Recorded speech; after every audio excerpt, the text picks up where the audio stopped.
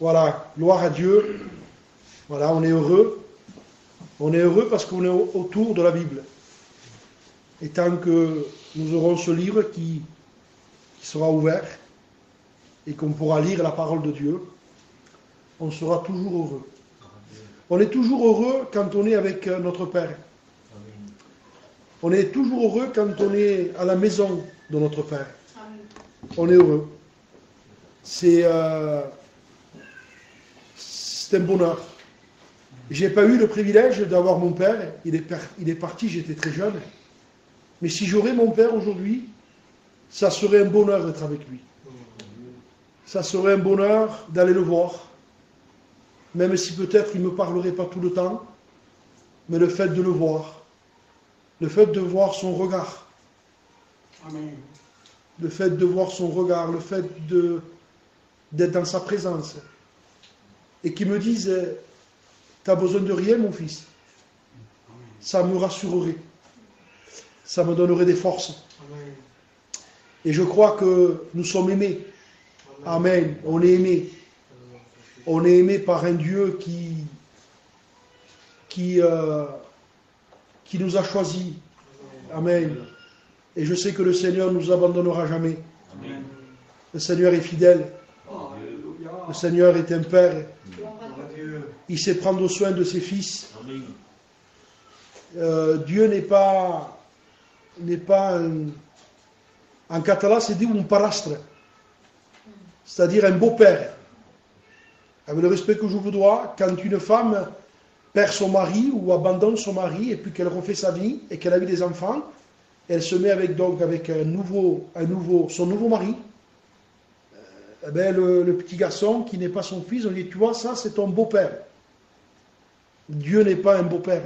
Amen. Non, non, Dieu est notre Père. Amen. On sort de lui. Amen. Amen. Nous sortons de lui. Dieu.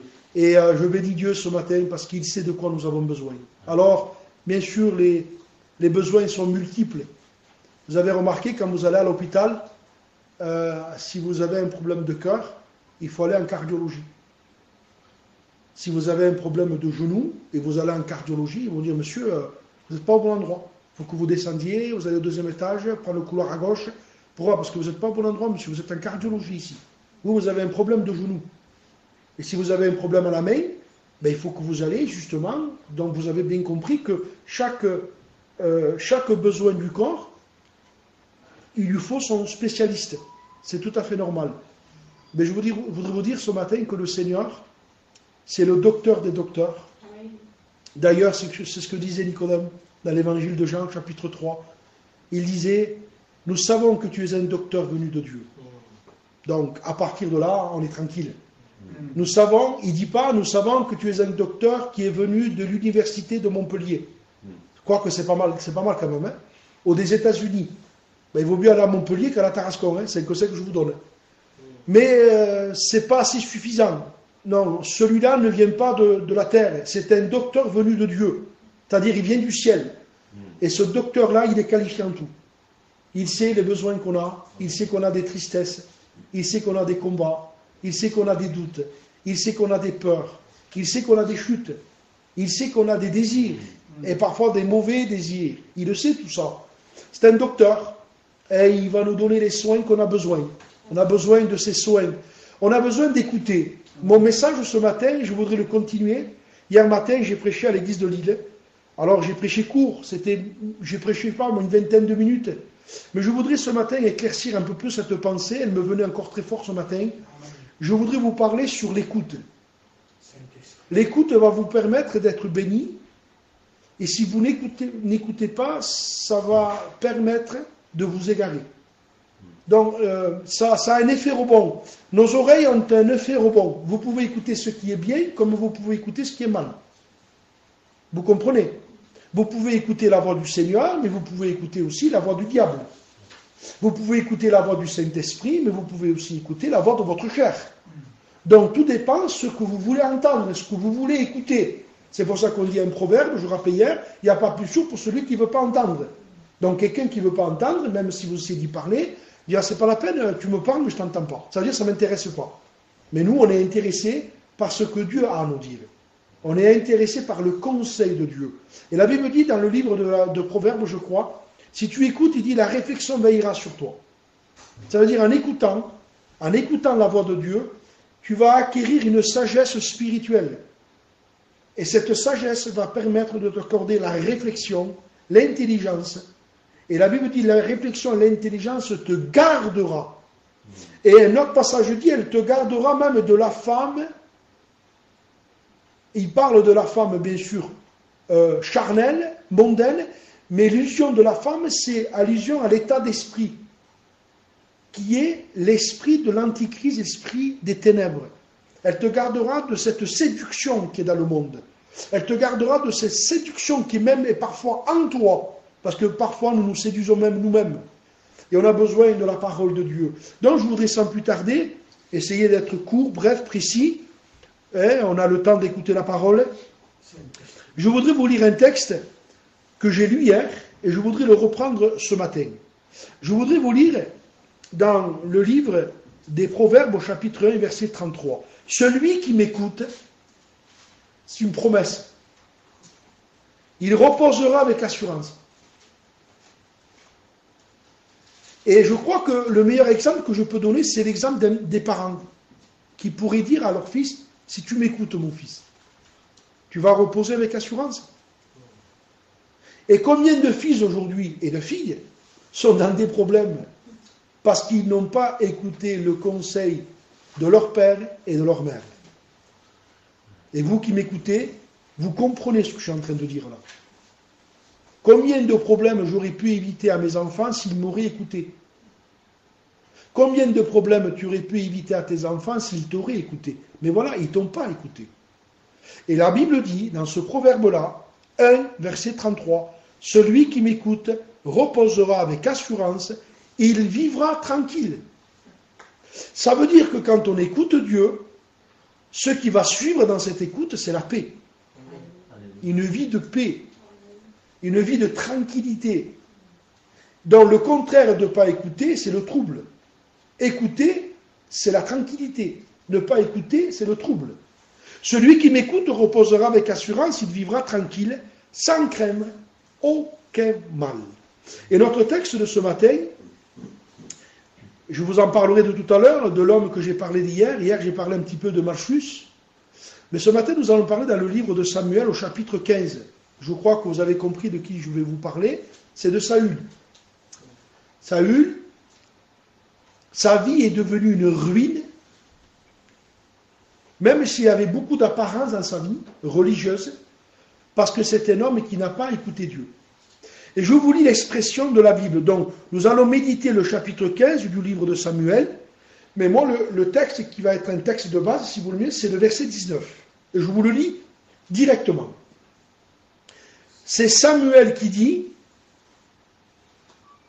à Saül, bien sûr conduit par l'Esprit de Dieu, « Pourquoi n'as-tu pas écouté la voix de l'Éternel » C'est un reproche.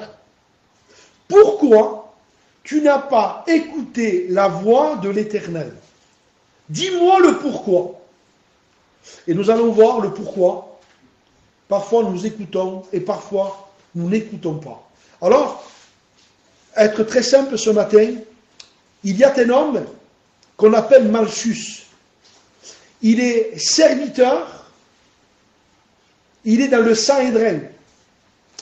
Et il est serviteur du souverain sacrificateur Caïphe. Donc c'est un homme qui baigne dans la religiosité. Le Sanhédrin, vous savez que le Sanhédrin, c'était un groupe composé de, je crois que c'était 70 ou 71 hommes, pardonnez-moi si je me trompe dans les chiffres, mais ils étaient à peu près 70, et c'était des hommes qui méditaient la Torah, c'est-à-dire l'Ancien Testament, le Pentateuque qu'on appelle, les livres de Moïse, et ils étudiaient la Torah pour savoir comment faire, et pour savoir ne pas quoi faire. Donc voilà, et vous savez que la loi dit, tu feras et tu ne feras pas. Donc ils étudiaient la Torah, et c'était un groupe de religieux, le Sanhédrin, et c'était eux qui jugeaient. Par exemple, avec le respect que je vous dois, si une femme mariée avait commis l'adultère, ils prenaient la Torah, et la Torah disait, qu'est-ce qu'elle dit, la Torah sur la femme adultère? Eh bien, la Torah disait, la femme adultère sera lapidée. Donc, ils prenaient la femme, ils la lapidaient. Ils se pratiquaient la loi. Donc, si vous voulez mieux, ils se pratiquaient la loi de Dieu. Et puis, cet homme Malchus, c'est un homme très intelligent. Il a réussi à avoir une bonne place. Il a réussi à avoir une bonne place. C'est un homme instruit, intelligent. Il connaît, il entend certainement certains textes de la Torah. Il connaît les choses de Dieu. Mais c'est un homme qui n'écoute pas Dieu. C'est pour ça que, d'ailleurs, c'est une image quand Pierre lui coupera l'oreille. Qu'est-ce que c'est l'image? C'est, tu as perdu ton oreille physique, mais avant que tu aies perdu ton oreille physique, tu avais déjà perdu ton oreille spirituelle. Et comme tu as perdu l'écoute de Dieu, tu as perdu l'oreille spirituelle. Ton oreille aujourd'hui physique est coupée. Mais je voudrais vous dire ce matin, en introduction, par la grâce de Dieu, il est dit dans la Bible, Jésus guérit l'oreille de cet homme. Ça veut dire que le Seigneur veut guérir notre écoute, notre esprit. Et si peut-être nous avons fait quelques bouts de chemin, peut-être un jour, peut-être deux, peut-être une semaine, je ne sais pas, où nous nous sommes écoutés à nous, sans écouter la voix de l'Esprit, la voix de Dieu, la Bible, eh bien il est temps ce matin de se repentir. Amen. Et si nous sentons dans notre cœur que nous nous sommes éloignés de l'écoute, Seigneur, c'est vrai, je ne t'ai pas écouté, je me suis écouté. Je n'ai pas fait ce que tu m'as dit. J'ai fait ce que moi je me suis dit.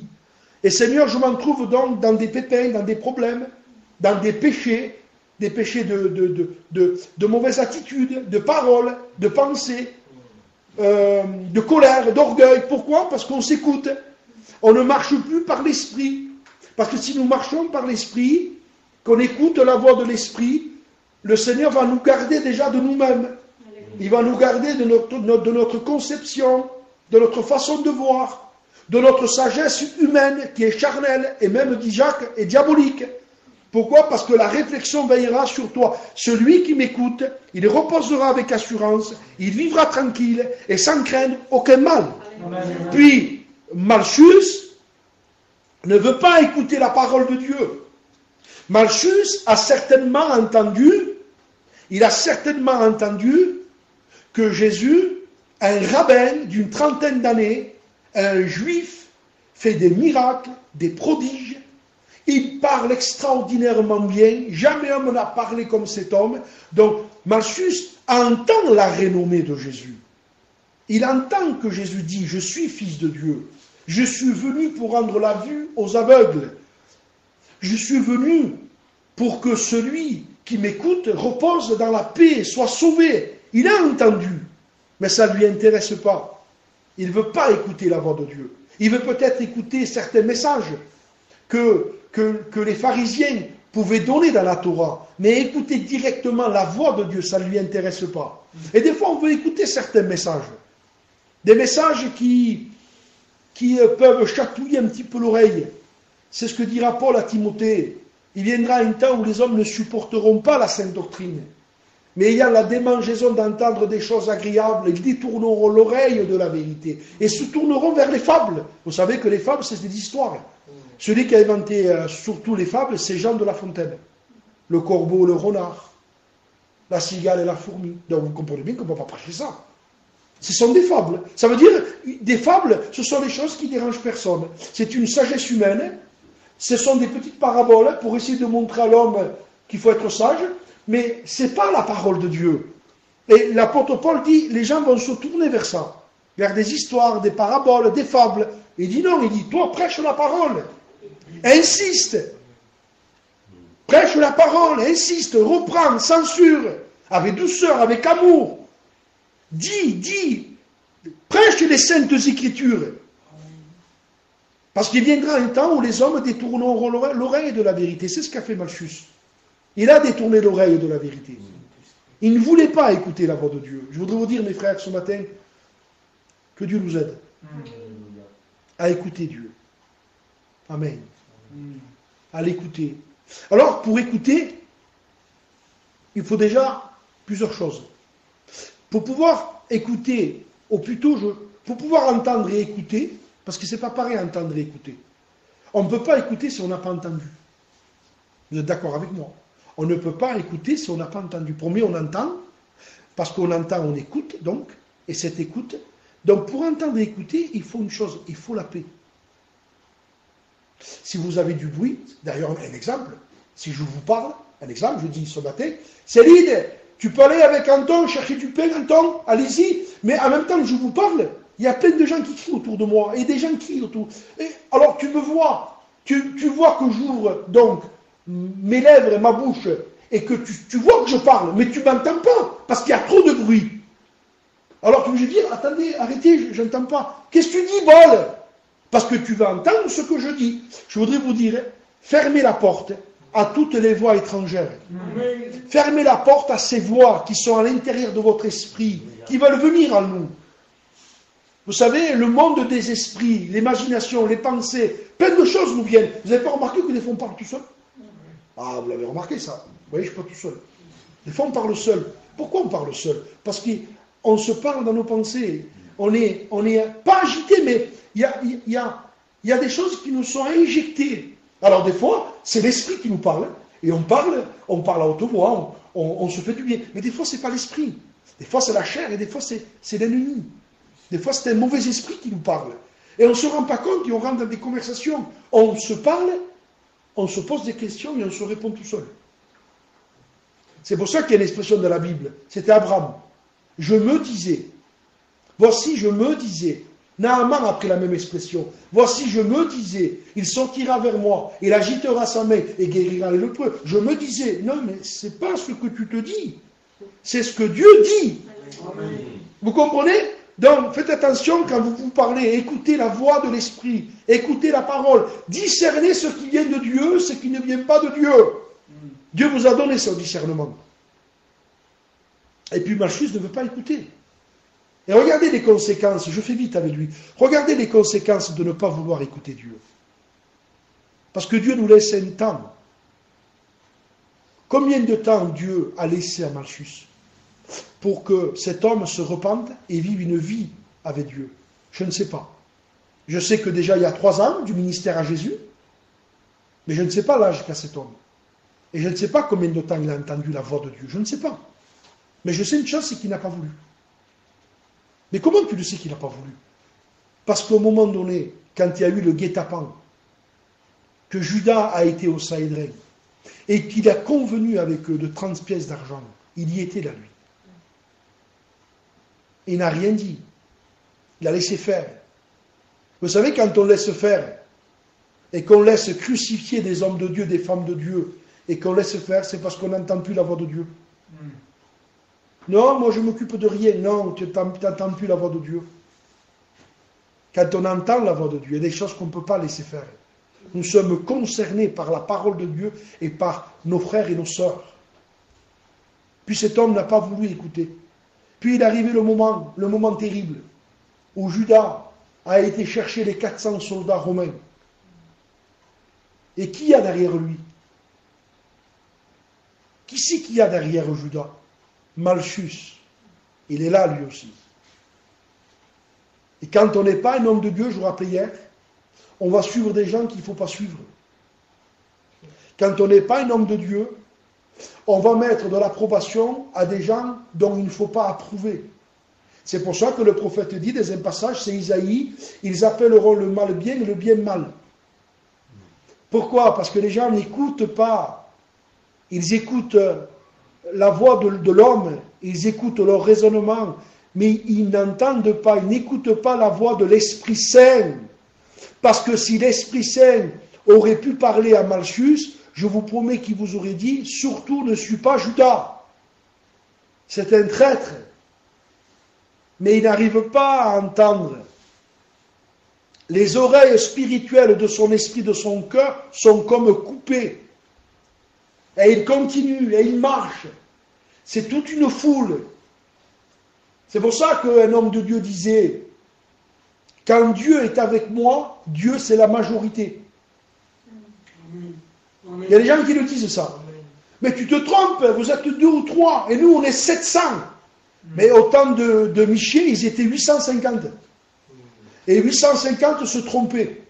Michée était tout seul. Tu dis, mais toi, tu es tout seul. Non, moi, je suis avec Dieu. Et Dieu avec moi, c'est la majorité. Amen. Mais où tu vois que Dieu est avec toi? La parole, la Bible, la parole, la Bible. J'écoute la Bible. Et je vous dis ce matin à vous qui m'écoutez, mes frères et sœurs, n'écoutez personne que la Bible. Écoutez que la Bible. Et si un homme vous prêche la Bible, écoutez-le. Mais si un homme ne vous prêche pas la Bible, ne l'écoutez pas. Même si vous diriez ce matin, je l'aime mon pasteur, mais tu n'es pas appelé à aimer ton pasteur plus que Jésus. Amen. Tu dois aimer plus Jésus que ton pasteur. Par contre, si ton pasteur prêche la Bible, les saintes écritures, la vérité, l'amour, la justice, tout ce qui concerne les saintes écritures, alors là, aime-le, honore-le, respecte-le. Même, je dirais plus, cajole-le.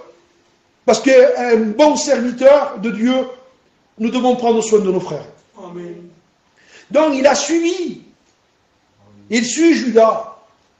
Alors, c'est toute une chaîne. Judas n'écoute plus Jésus, puisque la Bible dit, dans Jean 13, dit que le morceau fut donné à Judas, Satan entra en lui. Alors, je voudrais vous rassurer ce matin, ce n'est pas le sujet, mais Judas n'a pas participé à la Sainte Seine. Je le rappelais dimanche dernier. Puis Judas n'écoute pas le Seigneur. Puis il n'écoute pas, il rejette. Il rejette, il rejette. Il le trahit. Puis Satan entra dans Judas. Alors regardez comment c'est une chaîne. Judas n'écoute pas Jésus. Donc, en n'écoutant pas Jésus, Malchus suit Jésus. Malchus n'écoute pas Jésus. Puis les 400 soldats suivent Malchus. C'est toute une chaîne. Ils se suivent les uns après les autres. Mais ils vont tous droit à l'erreur. Et ils vont tous droit dans un domaine de folie et de trahir le Fils de Dieu. Et puis il est arrivé ce qui est arrivé, regardez, dans l'amour de Dieu. Puis il y a un moment qui se passe, un tumulte dans le jardin de Gethsémane. Il y a un tumulte. On sent que les disciples veulent, Seigneur, prendrons-nous des épées? Puis Jésus les calme un peu, et puis il n'a pas le temps de répondre que Pierre sort l'épée et il met un coup d'épée à Malchus. Et quand il lui met un coup d'épée, il lui emporte l'oreille. Et son oreille est par terre. Il y avait peut-être un message là. Il y a un message. Ça veut dire, regarde ce que tu as fait de ma voix. Tu ne m'as pas écouté. Je t'ai parlé. Tu n'as pas écouté ma voix. Pourquoi n'as-tu pas écouté la voix de l'Éternel, Saül? Pourquoi? Pourquoi, Malchus, n'écoutes-tu pas la voix du Seigneur? Pourquoi? Regarde maintenant. Et puis dans l'amour de Jésus, parce qu'il y a toujours une main tendue. Il y a toujours un moyen de pouvoir revenir. Vous savez, le livre de Samuel au chapitre 15, c'est que si vous lisez, alors j'ai pas le temps de vous en parler, ça serait trop long. Mais si vous sauriez combien de fois Dieu a tendu la main à Saül, mais il désobéit, il désobéit. Il désobéit. Dieu lui tend la main, il désobéit. Et au chapitre 15, va tomber le décret. Le chapitre 15, c'est le jugement de Dieu qui tombe sur lui. Puisque tu as rejeté la parole de Dieu, l'Éternel te rejette. Mais regardez dans l'amour de Dieu. Alors moi, c'est ma pensée. Moi, je le vois comme ça. Jésus s'est abaissé. Il a ramassé l'oreille de Malchus qui était à terre. Il l'a mis dans sa main. Il s'est approché de lui. Malchus, à ce moment-là, n'entend plus rien à cause de la douleur. Et je rappelais hier que quand on a des douleurs de la vie, on n'entend plus la voix de Dieu. Le diable le sait. Il sait, le diable, que quand on a des douleurs très fortes, des combats, des douleurs, des épreuves, l'ennemi le sait que pour entendre la voix de Dieu, c'est difficile. Il faut vraiment se frayer un chemin. Il faut crier de tout son cœur pour que Jésus s'approche de nous et vienne nous guérir dans notre esprit, dans notre écoute, pour qu'à nouveau nous puissions réécouter le Seigneur. Et Jésus, dans son amour, s'approche de Malchus. Il tend sa main, il a l'oreille dans sa main, elle est coupée. Il prend sa main, il s'approche de lui, il approche l'oreille qui est coupée, il approche de l'endroit où l'oreille a été coupée, et par une main puissante de Dieu, car il est le Créateur. Amen. Amen. N'oubliez pas qu'il a créé nos yeux, notre cerveau, nos mains.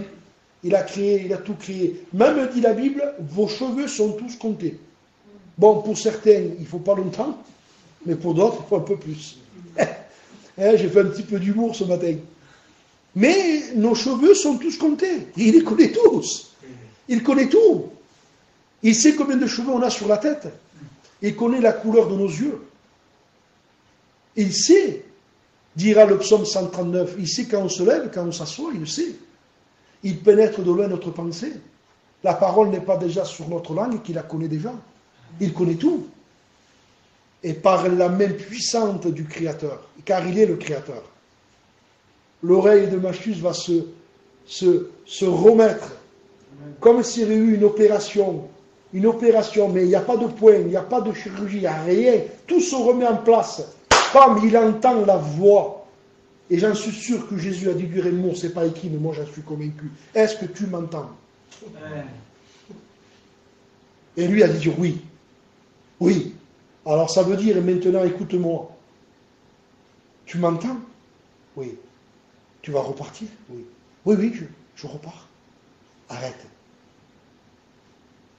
Et lui, à ce moment-là, j'en suis sûr et certain, j'ai ma petite pensée, il a dit se retirer de toute cette folie. Il a dit c'est fini. Et il est parti. Qu'est-ce qu'il est devenu? Je ne sais pas. C'est pas écrit, je ne peux pas dire ce qui n'est pas écrit. Mais pour moi, il s'est converti. Pour moi. Pour moi, il s'est converti. Et il a dû apprendre toute sa vie. Malchus, oui? Tu veux qu'on aille là-bas? Tu es fou, toi? Comment? Je ne peux pas. Il faut que j'écoute Jésus. Selon mon oreille, il va partir encore. Je suis obligé d'écouter Jésus.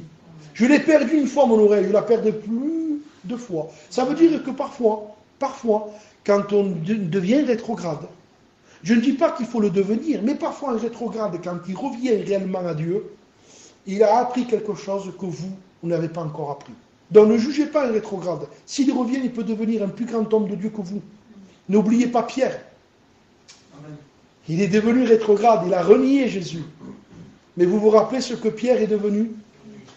Et quand vous le voyez dans les Actes des Apôtres, Monsieur Pierre, les disciples ont dû dire, qui c'est qui va prêcher pour la Pentecôte? Qui va prêcher pour que les âmes se sauvent? Alors peut-être, Jean a dû dire, moi. Et l'autre, non, moi, Philippe, Barthélemy, ils sont 12. Mais puis Dieu, dans son esprit, dans son amour, dit non, c'est mon serviteur Pierre qui va prêcher. Mais tu as renié, lui. Oui, mais je vais vous montrer. Ça veut dire que parfois, nos chutes, nos mauvais moments vont servir à devenir un homme de Dieu. Nous voulons écouter la voix de Dieu. Alors, je lis pour vous, je vais bientôt terminer. Ça fait demi-heure, laissez-moi encore un petit moment. Je finis. Je finis pour vous montrer quand on n'écoute pas Dieu. Vous savez qu'il est écrit dans la Bible, je rappelais ce texte hier dans l'Apocalypse, vous avez 7 églises. Et quand vous lirez dans l'Apocalypse, dans les 7 églises, vous avez toujours ce mot. Par exemple, si je vous parle d'Éphèse, je disais hier, c'est quoi que vous allez retenir? Vous allez retenir parce que tu as abandonné ton premier amour. Vous voyez? Si je vous parle de Sardes, vous allez retenir, Sardes, tu passes pour être vivant, mais tu es mort. Le point d'exclamation est fort à ce moment-là. Si je vous parle de Laodicée, vous allez retenir, parce que tu n'es ni froid ni bouillant, et que tu es tiède, et je te vomirai de ma bouche. C'est bien précisé là, à ce moment, la pensée de Dieu.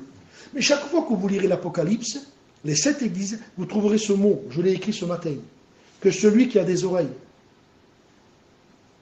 Et je rappelais hier, il semblerait que le Seigneur, c'est comme s'il voudrait dire, y aurait-il des gens qui n'ont pas d'oreilles? Vous comprenez bien que si un bébé né n'a pas d'oreilles, c'est qu'il est mal formé. Il y a un problème.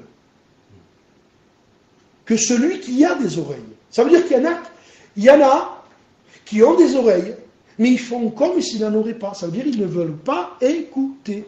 Alors si vous ne voulez pas écouter, vous qui m'écoutez ce matin sur le canal, et vous qui êtes là avec moi, si vous ne voulez pas écouter Dieu, et que vous voulez vous écouter, vous allez droit dans un mur.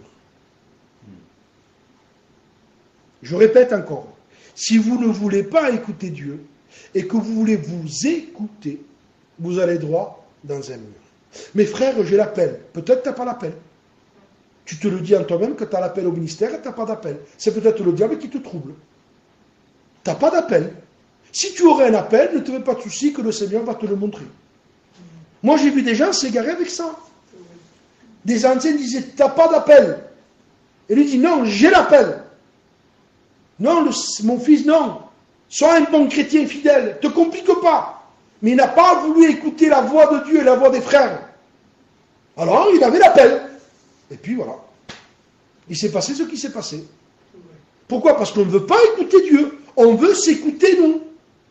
Et vous pouvez multiplier les exemples. On prend un exemple encore qui est dramatique aujourd'hui dans le monde évangélique. Vous prenez une petite fille chrétienne. C'est une femme de Dieu. Elle est remplie de l'esprit. Elle a rencontré Jésus à 14 ans ou 16 ans. Puis c'est une femme formidable de Dieu. Et un homme de Dieu disait ça un jour. Les deux choses les plus importantes dans la vie chrétienne, c'est la conversion et le mariage. Amen. Puis, cette jeune fille qui était une femme de Dieu, elle a été baptisée. Elle prie maintenant. Elle a le désir de fonder un foyer, ce qui est normal. On a le droit de ne pas se marier, mais on a le droit de se marier aussi. Et cette jeune fille, au lieu de prier, de chercher Dieu, de crier à Dieu, Seigneur, donne-moi un époux qui va t'aimer. Parce que si je me marie avec quelqu'un qui ne se convertit pas et qui ne t'aime pas, je risque d'en payer les conséquences. Puis, la jeune fille, un peu naïve, elle a vu un prince charmant. Il est beau. Oui, mais il n'est pas converti. Il n'a pas l'esprit. Il ne se convertira jamais. Il va te faire mourir. Il va te faire souffrir. Et Dieu t'avait averti. Puis il y avait un autre qui était peut-être un peu moins beau. Il te plaisait un peu moins. Mais il avait une marque de Dieu. Il était béni de Dieu. C'était lui que Dieu avait choisi pour toi. Mais tu n'as pas voulu écouter.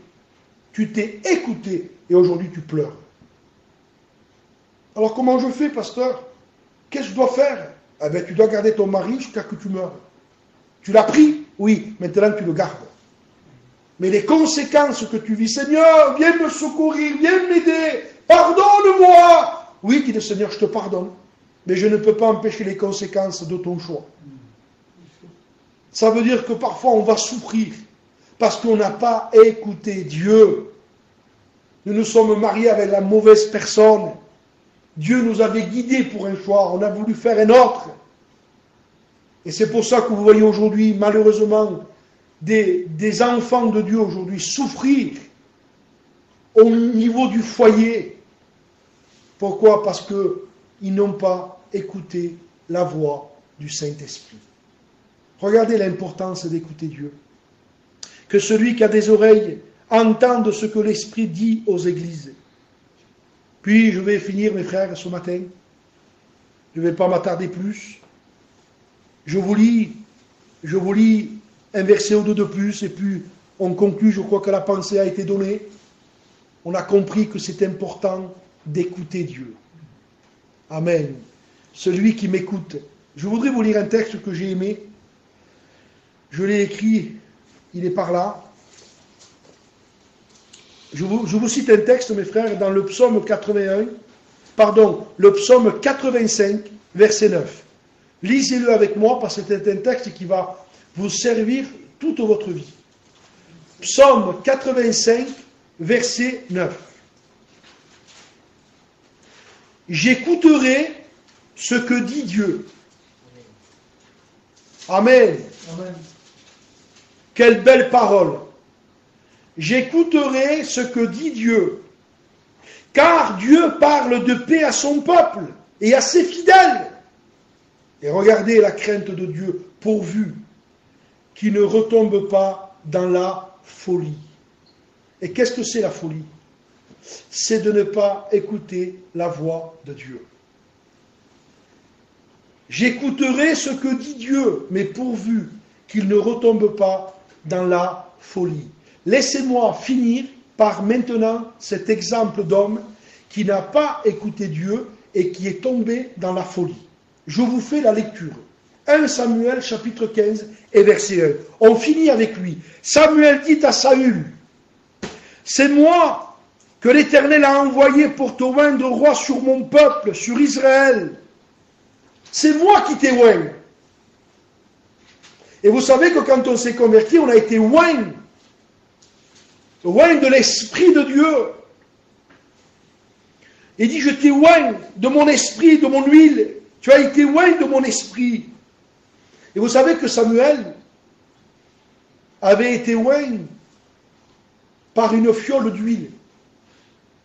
1 Samuel chapitre 10 verset 1. Il avait été oint par une fiole d'huile. Et qu'est-ce que c'est la fiole d'huile? N'ayez pas peur, vous allez comprendre. La fiole d'huile, c'est la création des hommes. Ça veut dire, c'est créer des ministères, c'est créer, si vous voulez mieux, des hommes qui rentrent dans le domaine de roi, de ministère, mais ce sont les hommes qui créent ça. Et nous savons tous que Samuel a été le choix du peuple. Je ne voudrais pas m'attarder, mais Saül a été le choix du peuple. Vous savez que c'était Dieu qui gouvernait Israël. Écoutez bien, parce que la fin est encore plus belle que le commencement. Ouvrez vos oreilles, écoutez ce que maintenant je vais dire. Vous savez que Dieu régnait sur Israël. C'était Dieu qui gouvernait. C'était Dieu qui régnait. C'était Dieu qui donnait les ordres. C'était Dieu qui commandait. Dieu commande son Église. Et c'était Dieu qui commandait Israël. Et on appelle ça la théocratie. La théocratie, c'est le haut qui gouverne le bas. Je répète, la théocratie, c'est le haut qui gouverne le bas. Ça veut dire qu'en bas, il n'y a rien à dire. C'est là-haut qu'on gouverne. C'est la théocratie. C'est le règne de Dieu. Et Dieu choisit un homme, Samuel, un ministère de Dieu, qui avait grandi dans le temple, choisi de Dieu. Il entendait déjà dans son jeune âge la voix de Dieu. Parle, Seigneur, ton serviteur écoute. Samuel était la voix prophétique, la voix de Dieu. Choisi de Dieu. Et cet homme oint de Dieu, choisi de Dieu, lui, il ne fait que ce que le haut lui dit. Il n'écoute que Dieu, que Dieu, que Dieu, que Dieu. Lui, il n'est pas sourd. Hein. Lui, son oreille n'est pas coupée comme Malchus. Hein. Lui, il entend la voix de Dieu. Et pendant des années, il a été au service de Dieu. C'est la théocratie. Tant qu'il y aura le règne de Dieu dans l'Église, tant qu'il y aura le règne de Dieu au milieu du peuple, Dieu qui gouverne le peuple, tout marchera bien. Mais voilà, ça va changer. La théocratie va être changée par la démocratie. Alors le peuple ne supporte plus l'autorité de Samuel. Le peuple ne supporte plus l'autorité de la parole. Le peuple ils ne supporteront plus la saine doctrine. Ayant la démangeaison d'entendre des choses agréables, ils se donneront une foule de docteurs. On ne supporte plus l'autorité de Dieu, on ne supporte plus les interdits. Je voudrais vous dire que dans la parole de Dieu, il y a des interdits. Ah non, frère, moi on ne m'interdit rien. Tu te trompes, mon frère. Parce que Dieu nous donne des interdits. Ce sont des interdits par amour, ce sont des interdits pour pas qu'on ait une collision. Quand vous conduisez en voiture et vous voyez un panneau d'interdit, ne le prenez pas. Ce n'est pas pour vous embêter, c'est pour pas que vous tamponnez. Et aujourd'hui, les chrétiens disent, non, on ne veut pas d'interdit. Alors, quand on ne veut plus l'autorité de Dieu, automatiquement, on rejette le ministère Samuel, on rejette la théocratie, et puis va venir la démocratie. Elle est née dans 1 Samuel chapitre 8. Et qu'est-ce qui se passe? Le peuple va voir Samuel. Samuel, on a quelque chose à te dire. Oui, dit Samuel. Qu'est-ce qu'il y a? On veut un roi. La Bible dit que Samuel vit avec déplaisir que le peuple demandait un roi. Mais non, dit Samuel, c'est l'Éternel qui est votre roi. Vous n'avez pas un autre roi que l'Éternel Dieu, vous. Pourquoi vous voulez un roi? Non, on veut un roi comme toutes les nations. Vous voyez, ça y est, ça commence. Alors que Dieu avait dit, non, toi tu ne seras pas Israël comme toutes les nations, tu seras un peuple à part, tu seras un peuple consacré, tu ne parleras pas comme les nations, tu ne t'habilleras pas comme les nations, tu te mélangeras pas comme les nations. C'est ce que je parle après au niveau du mariage. Dieu ne voulait pas que les Hébreux se mélangent aux nations païennes. C'est pour ça que les chrétiens ne doivent pas se mélanger dans des mariages avec des païens. Amen. Un chrétien prend une chrétienne prend un chrétien. Si vous prenez, vous êtes un chrétien, une païenne, vous avez le droit de le faire, mais vous vous mettez sous un joug étranger, vous allez souffrir. Alors non, nous on veut un roi, on veut être comme toutes les nations. Alors Samuel est attristé, irrité même, dit le texte. Et il prie. Il dit, Seigneur, regarde, il ne peut pas accepter ça lui. Il dit, non, il dit, c'est la théocratie, mes frères, c'est le règne de Dieu, c'est la parole, c'est la Bible. Et je suis le ministère au de Dieu. Je dis que ce que Dieu dit. Et il prie, Seigneur, regarde, j'en suis sûr qu'il pleurait. Seigneur, regarde ton peuple, il s'égare.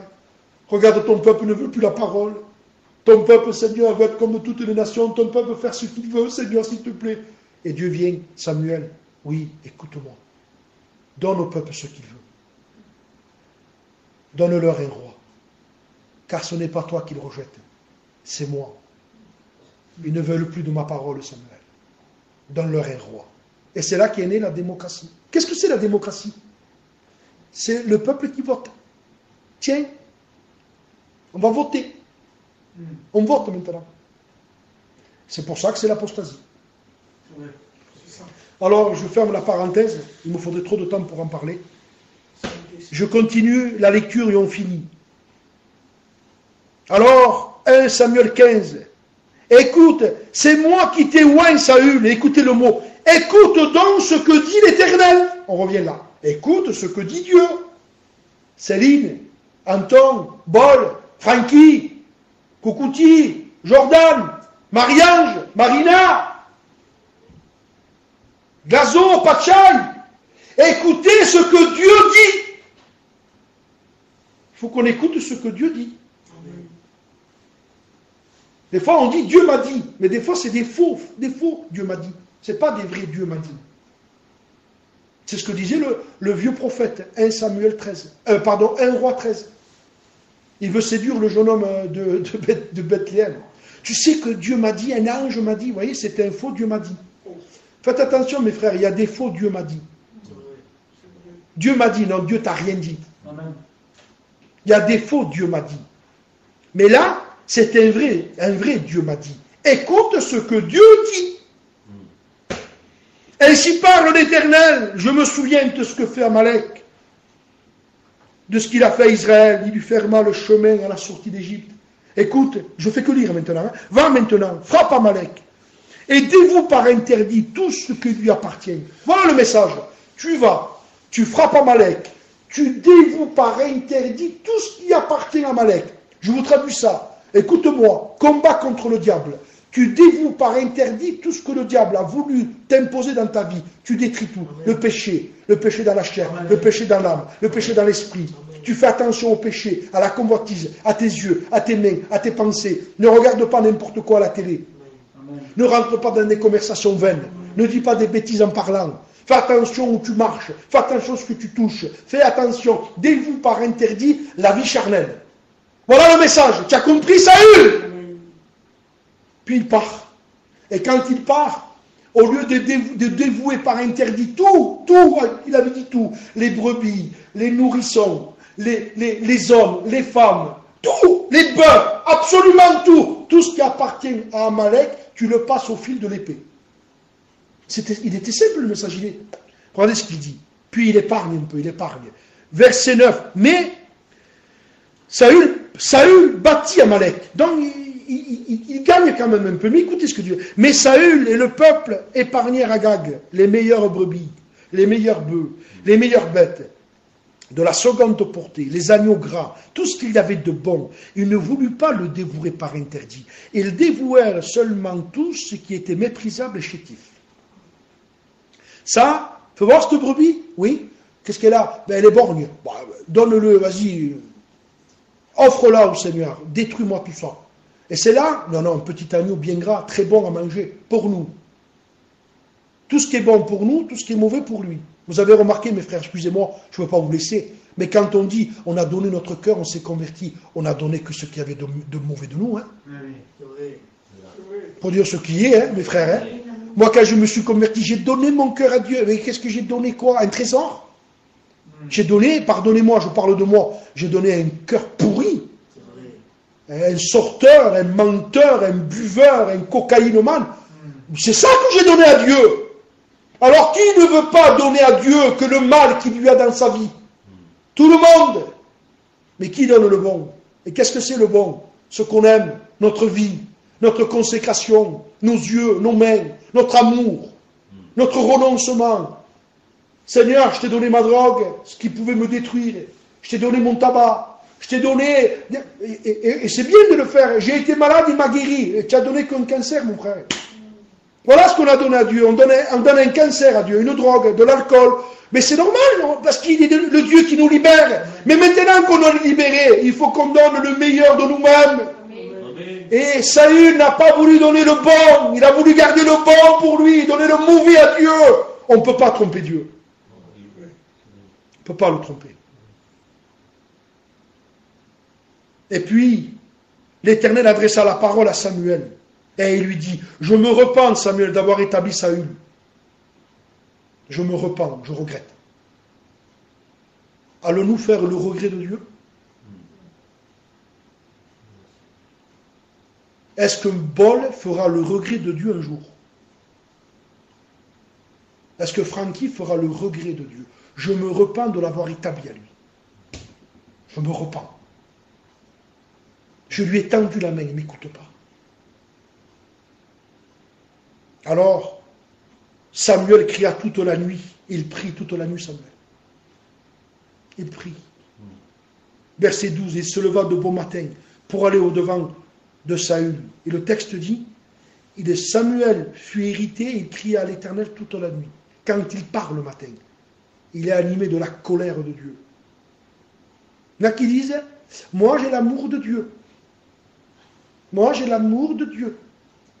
Moi, j'ai l'amour de Dieu. C'est très bien. Mais est-ce que tu as aussi la colère de Dieu contre le péché? Est-ce que tu haïs le péché? Vous qui aimez l'Éternel, haïssez le mal. Trop de gens ont l'amour de Dieu et pas assez la colère contre le péché. Et Samuel, qui est un homme rempli de Dieu, il est hérité. Ce n'est pas de l'héritation charnelle, c'est de l'héritation de Dieu, une colère de Dieu. Il va trouver Saül. Et il lui dit, écoutez ce qu'il lui dit. Samuel se rendit auprès de Saül et lui dit, quand Saül voit Samuel, de suite, Saül dit, sois béni de Dieu, j'ai observé la parole de l'Éternel. Samuel dit, tu dis que tu as observé la parole de Dieu? Tu dis que tu as écouté la voix de l'Éternel? Oui, oui. Alors Samuel dit, qu'est-ce donc ce que j'entends? Ce bêlement de brebis et de bœufs, ce mugissement de bœufs.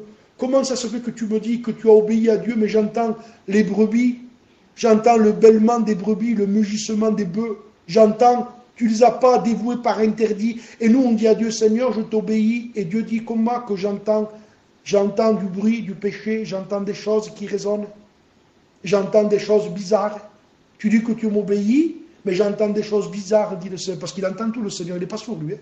Oui. Nous, si on est à 70% d'écoute et qu'il nous faut un appareil, pas pour lui. J'ai entendu le cri de mon peuple. Donc Dieu est à des années, des milliards d'années-lumière, mais il entend le cri du malheureux. Dieu n'est pas sourd.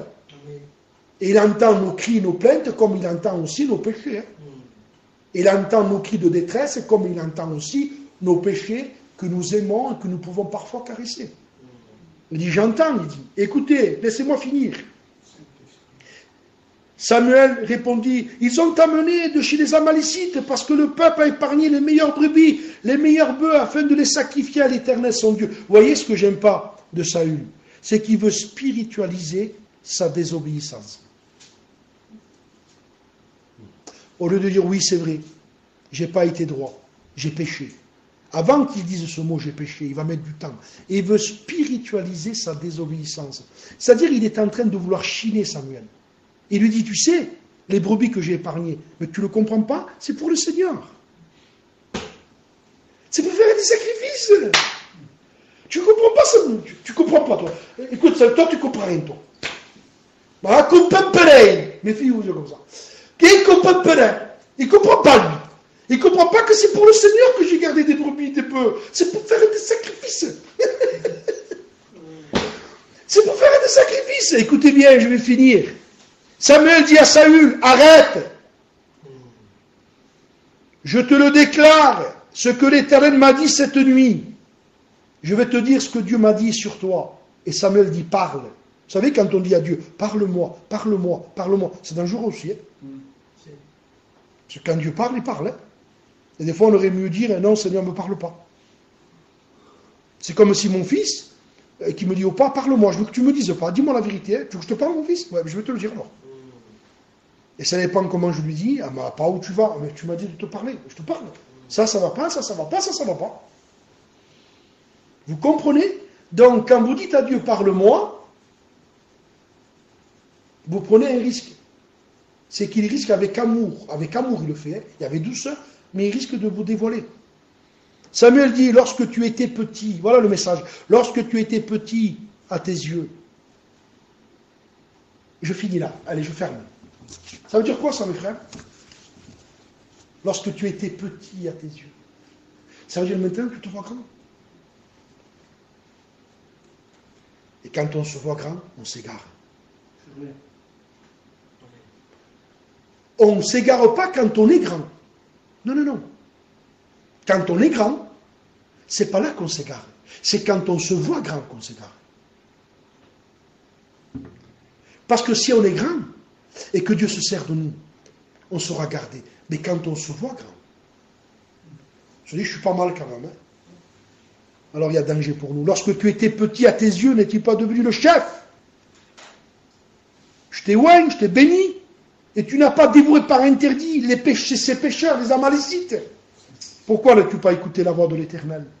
Pourquoi t'es-tu jeté sur le butin? Samuel répondit, j'ai bien écouté la voix de l'Éternel. Il continue, il est têtu, hein. Il est quelqu'un. Hein. J'ai bien écouté la voix de l'Éternel. J'ai suivi le chemin par lequel m'a envoyé le Seigneur. Mais le peuple a pris sur le butin des brebis et des bœufs. Il est en train de vouloir protéger le peuple. Et j'ai remarqué qu'un homme égaré, il cache dans sa vie et il cache aussi les autres.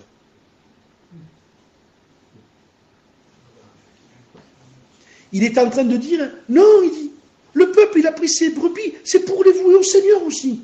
Le peuple, il n'a rien fait de mal. Samuel dit non, tu as désobéi. Écoute bien. Non, l'Éternel a épargné les brebis, le peuple a épargné les brebis et les bœufs, comme prémisse de ce qui doit être dévoué afin de les sacrifier au Seigneur, ton Dieu. Samuel dit, l'Éternel trouvait-il du plaisir dans les holocaustes, comme dans les sacrifices, comme dans l'obéissance à la voix de l'Éternel? Voici l'obéissance vaut mieux que les sacrifices. Arrête. Je ferme ma Bible. Samuel arrête. Saül arrête. Tu ne comprends pas qu'il vaut mieux l'obéissance que les sacrifices. Amen. Que Dieu nous aide, mes frères, à écouter sa voix pour ne pas commettre l'irréparable. Tu pries, mon fils? Je te loue, Seigneur, parce que tu aimes ma vie et tu ne veux pas que je m'égare, Seigneur. Tu ne veux pas que je m'égare loin de ta parole, loin de ce que tu as écrit. Merci d'aimer ma vie, Seigneur, de m'avertir. Amen. Merci, Seigneur, de me parler. Bien souvent, des fois, Seigneur, tu me parles par amour. Seigneur, mais des fois, mon cœur se révolte contre toi, pardon. Je te demande pardon de tout mon cœur. Je veux aimer, Seigneur, ta parole, Seigneur. Je veux aimer la vérité. Amen. Et ne pas m'égarer, Seigneur, de ta parole, Jésus. Amen. Merci pour tout. Pour ton serviteur qui est là. Ah, je bénis ton nom, Seigneur, parce qu'il y a encore, Seigneur, des serviteurs qui prêchent ta parole, Seigneur, avec vérité. Je te loue, Jésus. Je veux marcher dans ce que tu as tracé Je veux marcher, Seigneur, dans ce que tu nous as prescrit, Jésus. Merci pour mes frères, pour mes soeurs qui sont là. Tu les bénis, Seigneur. Tu les fortifies. Ah, je te loue, Seigneur, de ce que tu m'as sauvé, de ce que tu m'as purifié par ton sang. Merci, Jésus, je veux mettre en pratique ta parole. M'éloigner du mal, avoir la colère de Dieu pour le mal, pour le péché. Aide-moi selon ta grâce, Seigneur, selon ta grâce dans ma vie. Merci pour tout. Et je bénis ton nom, Seigneur, ton nom la gloire, Jésus.